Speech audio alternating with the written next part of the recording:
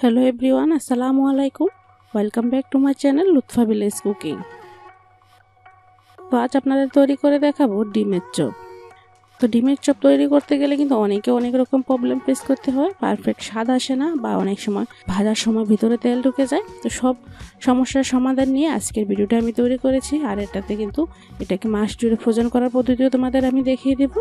একদিন তৈরি করে কিন্তু পুরো রমজান মাস জুড়ে তোমরা এটা খেতে পারো, এতে করে তোমাদের কাজটা অনেকটাই কমে যাবে। তো বন্ধুরা অবশ্যই না টেনে সম্পূর্ণ ভিডিওটা দেখবে, আর ভিডিও দেখতে দেখতে অবশ্যই একটা লাইক দিবে, আর চ্যানেলের নতুন বন্ধু হলে চ্যানেলটাকে সাবস্ক্রাইব করে পাশে থাকা বেল বাটনটাও ক্লিক করে রাখবে। যারা অলরেডি এই কাজটা করে নিয়েছো তাদেরকে কিন্তু অসংখ্য ধন্যবাদ। তো ডিমের চপ তৈরি করার জন্য প্রথমে একটা সিক্রেট মশলা তৈরি করব। তো মশলাটা দিয়ে কিন্তু যে কোনো ভাজাভাজি তোমরা করে নিতে পারো। তার জন্য চুলায় একটা প্যান বসিয়ে এখানে 1 বাটি পরিমাণ নিচ্ছি জিরা, সেম বাটি সমপরিমাণ নিচ্ছি এখানে ধনে, আস্ত ধনে, আর এখানে বড় সাইজের 2টা দারচিনি নিলাম। দারচিনিটা মাঝখান থেকে ভেঙে ছোট ছোট করে,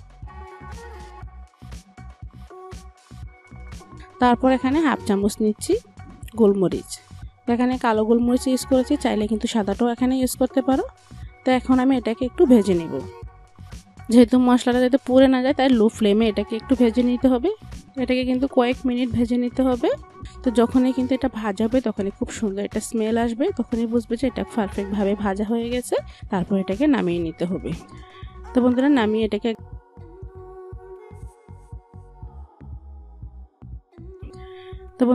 এটাকে একদম গুঁড়ো করে নিয়ে এসেছি।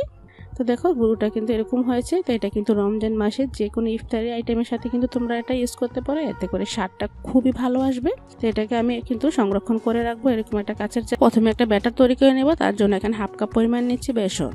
তো একটা চালনির মধ্যে নিয়ে নিলাম। বেসনটা প্রথমে আমি চেলে নেব। তারপর স্বাদ মতো লবণ, হাফ চা চামচ নিচ্ছি এখানে বেকিং পাউডার, হাফ চা চামচ নিচ্ছি এখানে মরিচের গুঁড়া, হাফ চা চামচ নিচ্ছি এখানে হলুদের গুঁড়া। তো এখানে যদি বেকিং সোডা ইউজ করো হাফ চামচের অর্ধেক পরিমাণ কিন্তু এখানে দিতে হবে। তো এখন আমি শুকনো উপকরণগুলো একটু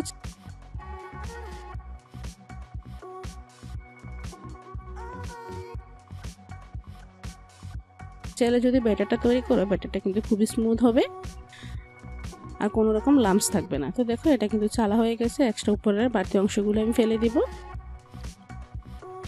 তারপর এখানে আমি নর্মাল পানি অ্যাড করে একটা ব্যাটার তৈরি করে নিচ্ছি। তো ব্যাটারের ঘনত্বটা কিন্তু আমি একদম সব শেষে দেখিয়ে দিব। অল্প পানি অ্যাড করে কিন্তু ব্যাটারটা তৈরি করতে হবে। আর ব্যাটারটা কিন্তু একদম পাতলা হলেও হবে না বা একদম ঘন হলেও কিন্তু হবে না। ব্যাটারটা আমি সাইডে রেখে দিচ্ছি। আর লাগছে এখানে ডিম। তো এখানে আমি 2টা ডিম 4 ফালি করে 8 পিস করে কেটে নিয়েছি। আর ডিমটা কিন্তু ভালো করে সিদ্ধ করতে হবে। ডিমের চপ তৈরির জন্য কিন্তু ডিমটা একদম ভালো করে কুক করতে হবে। হাফ সিদ্ধ ডিম দিয়ে কিন্তু ডিমের চপ তৈরি করলে টেস্ট ভালো আসে না। তো দেখতে পাচ্ছ ডিমটা আমি কেটে নিয়েছি। এখন লাগবে এখানে আলু। তো এখানে আমি মাঝারি সাইজে 4টা আলু নিয়েছি। আলুটা সিদ্ধ করে ভালো করে ম্যাশ করে নিয়েছি। তো বন্ধুরা তোমরা দেখতে পাচ্ছ আলুটা আমি কিরকম করে ম্যাশ করে নিয়েছি। আলুটা কিন্তু একদম মিহি করে ম্যাশ করা হয়ে গেছে। যখন এখন আমি সব উপকরণগুলো একে একে অ্যাড করে দিচ্ছি। তো প্রথমে দিচ্ছি এখানে পেঁয়াজ বেরেস্তা। তো এখানে আমি 2 টেবিল চামচ পরিমাণ পেঁয়াজ বেরেস্তা নিচ্ছি। তো চাইলে কিন্তু এখানে কাঁচা পেঁয়াজও ইউজ করতে পারো। তো যেহেতু তোমরা এটা ফ্রোজেন করা পদ্ধতি দেখাবো তাই এখানে আমি কাঁচা পেঁয়াজ ইউজ করিনি। তো ফ্রোজেন করতে হলে কিন্তু অবশ্যই কাঁচা পেঁয়াজটা একটু স্কিপ করবে, এরকম পেঁয়াজ বেরেস্তা দেওয়ার চেষ্টা করবে। তারপর এখানে টালা শুকনো মরিচ নিয়ে নিলাম। আর নিচ্ছে এখানে 2 টেবিল চামচ পরিমাণ ধনেপাতা কুচি। তারপর এখানে দিয়েছি যে ভাজা মশলাটা ছিল সেই মশলাটা দিয়ে দিচ্ছি। তো বন্ধুরা তোমরা বিশ্বাস করতে পারবে না, এর সেন্টটা কিন্তু খুবই সুন্দর আসতেছে। স্বাদ মতো দিয়ে দিলাম লবণ। তো এখানে তারপর দিয়ে দিচ্ছি এরকম 1 ফালি লেবুর রস। লেবুর রসটা দেওয়ার কারণে কিন্তু এর স্বাদটা একদম দ্বিগুণ হয়ে যায়। তোমরাও চেষ্টা করবে একটু লেবুর রস দেওয়ার জন্য। এখানে কিন্তু 1 চামচ পরিমাণ লেবুর রস ছিল। তারপর আমি এখন একটু মেখে নিব। তো এখানে বাড়তি কোনো কিছু প্রয়োজন নেই, জাস্ট একটু মেখে নিলে হবে। সব মশলাগুলোর সাথে আলুটা ভালো করে কষলিয়ে মেখে নিতে হবে। এরপরও যদি বন্ধুরা এর ভিতরে আলুর কোনো শক্ত দানা থাকে সেগুলো কিন্তু একদম মিহি করে মেখে নিতে হবে। যত মিহি হবে চপটা কিন্তু ততই টেস্টি হবে আর বানাতেও কিন্তু অনেকটাই সুবিধা হবে। তো বন্ধুরা দেখো মাখা হয়ে গেছে। এখন হাতে একটু তেল লাগিয়ে কিন্তু আমি একে একে চপগুলো তৈরি করে নিচ্ছি। প্রথমে আমি ডিমের চপটা তৈরি করার জন্য অল্প একটু আলুর পুর নিয়ে নিলাম। পুরটাকে হাতের তালুতে রেখে একটু চেপে চেপে চ্যাপটা করে নিতে হবে। তারপর সাইড থেকে এভাবে একটু মুড়িয়ে দিতে পারো এবং উপরটা কভার করার জন্য আর একটু এরকম আলুর পুর নিয়ে ভালো করে চেপে চেপে কিন্তু এটাকে কভার করে নিতে হবে। আর খেয়াল রাখতে হবে সাইড থেকে যাতে ডিমটা বেরিয়ে না যায় আর কোনো রকম ফাটল ভাব যাতে না থাকে।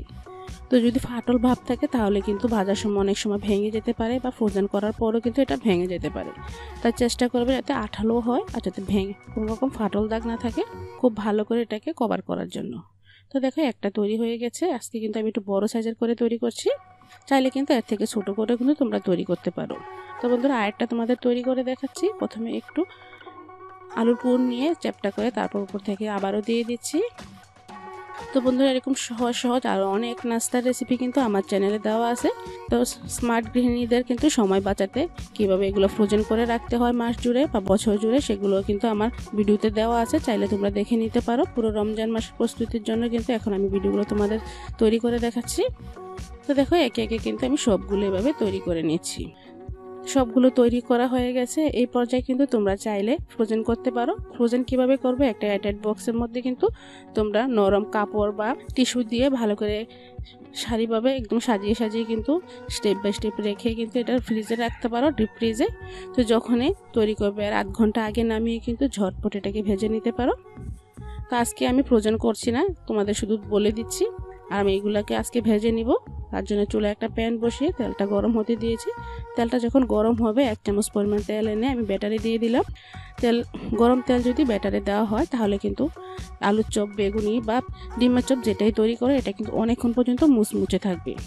তো আমরা কিন্তু রমজানে কিন্তু সরাসরি কিন্তু তৈরি করে খেতে পারি না, এটা কিন্তু তৈরি করে অনেকক্ষণ রাখতে হয়। সেই জন্য এইভাবে একটু তেল দিবে গরম, তাহলে দেখবা এই সব কিছু কিন্তু অনেকক্ষণ পর্যন্ত মুচমুচে থাকবে।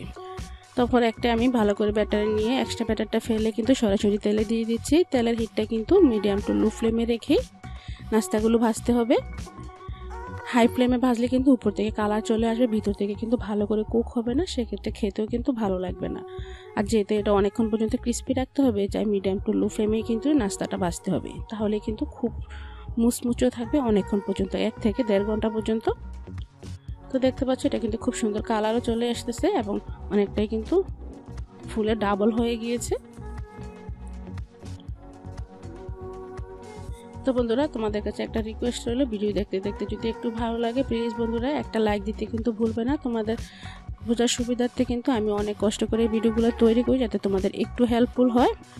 আর যদি ভালো লাগে তোমাদের ফ্রেন্ডস অ্যান্ড ফ্যামিলির মাঝে কিন্তু অবশ্যই বেশি বেশি শেয়ার করে দিবে, এতে করে তোমার বন্ধুরা এবং ফ্যামিলির কিন্তু এই ভিডিওগুলো দেখে উপকৃত হবে এবং খুব সহজেই কিন্তু এই নাস্তা আইটেমগুলো তৈরি করে নিতে পারবে ইফতারিতে। তো দেখতে দেখো কতটা সুন্দর ও লোভনীয় দেখাচ্ছে।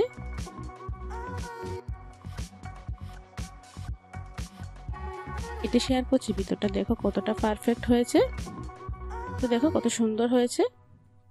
তো আশা করছি সহজ রেসিপিতে আজকের ডিমের চপের রেসিপিটা তোমাদের ভালো লেগেছে। ভালো লাগে লাইক কমেন্ট শেয়ার করবে আর চ্যানেলটাকে অবশ্যই সাবস্ক্রাইব করবে। যারা ফেসবুক পেজ থেকে দেখছো তারা অবশ্যই আমার পেজটাকে ফলো দিবে। আজ এখানে শেষ করছি, নেক্সট ভিডিওতে আবারও দেখা হবে। আল্লাহ হাফেজ, আসসালামু আলাইকুম।